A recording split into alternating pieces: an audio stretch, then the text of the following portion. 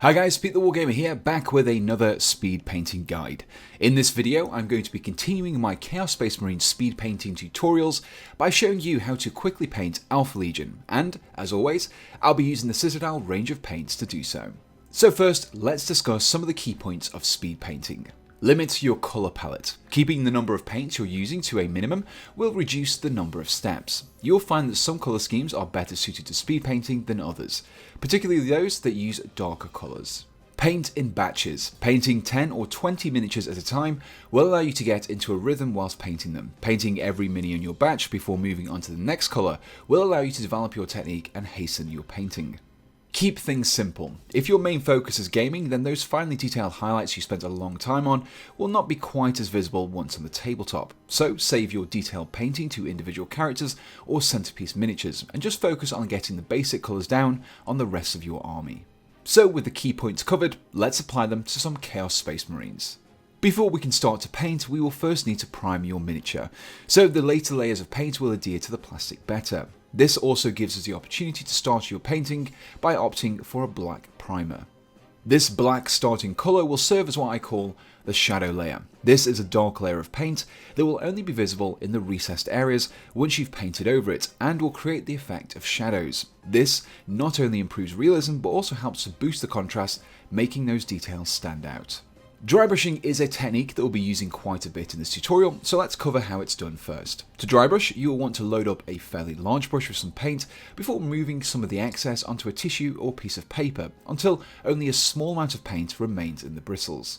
The first paint we'll be using to dry brush is Stegadon Scale Green. This is a very dark turquoise colour that will be a good starting point for our sea green coloured armour.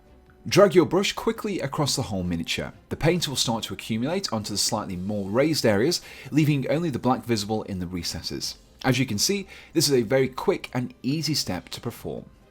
Leaving the black visible will allow us to avoid having to use washes to bring out those shadows later on, which not only means you don't have to spend time applying the wash, but we can also avoid waiting for it to dry thoroughly before progressing. One thing I like to do while dry brushing is to keep my brush ever so slightly damp, as it helps to avoid that dusty texture that can often form. Even though this technique is called dry brushing, having a small amount of moisture in your bristles will give you better results. This technique is often called wet brushing. The next step is another dry brush, and this time we'll be using some Kabalite Green. When applied over the darker blue-green of the base layer, this will help to pick out the details and give the armour the dark turquoise coloration that we're looking for. This time around, don't apply quite as much pressure with your dry brushing. This will result in a lighter accumulation of the paint on the surface and a more subtle coloration. To finish off the dry brushing, we want to add some silver edging to the metal areas using a dry brushing technique once again. I've opted to use Necron Compound for this step, but if you don't have this paint, you can instead use some Ironbreaker.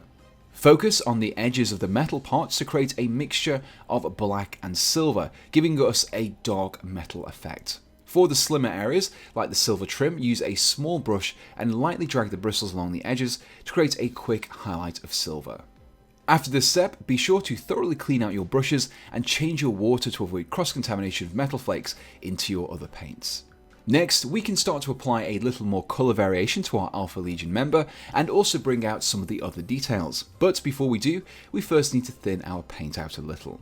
Mix in water in small amounts until your consistency is similar to what you see here. Unlike my other videos, this time we need to thin the paint to make it easy to apply, rather than just giving us a good smooth coverage. The first colour to use in this way is Mephiston Red, and this will be focused over any plumes, cloth areas or lenses on your miniature. Apply your thin paint over these red areas, but don't quite paint the whole area. Just apply some quick brush strokes over the cloth folds, making sure that you leave the recesses dark to help boost the contrast and enhance those details. For the leather parts of the model, such as the pistol holsters and belts, apply a quick layer of Mournfang Brown, adopting a similar technique to that we used in the last step. Finally, for the bony protrusions, horns and cloth wraps on your Chaos Space Marine, these can be picked out with some Zandri Dust. And here we have the completed Chaos Space Marine painted in an Alpha Legion scheme. I finished things off by creating a simple basing scheme using some textured paints and some dry brushing. While this particular model didn't have any bare skin on it, you could easily tackle flesh by applying some rat skin flesh in the same way as we applied those last few layers. This single miniature took me around 15 minutes to paint, but this per miniature time could be sped up further if you're painting in larger batches, so a full 10-man squad could easily be painted in around 2 hours. While the paint job certainly won't win any awards, it's a good way of quickly getting your force painted up. After all, it's much better to play with a fully painted army than a tide of bare grey plastic. If you enjoyed the speed painting style of video and would like to see me give the same treatment to other Horde type miniatures or even other Chaos Space Marine Legions, do let me know in the comments below.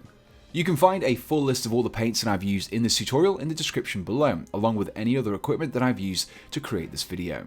If you have any questions or just like to chat with others who enjoy my channel, I've also set up a Discord server, which you can find a link to in the description below. So the only thing left to say is, thanks for watching and goodbye.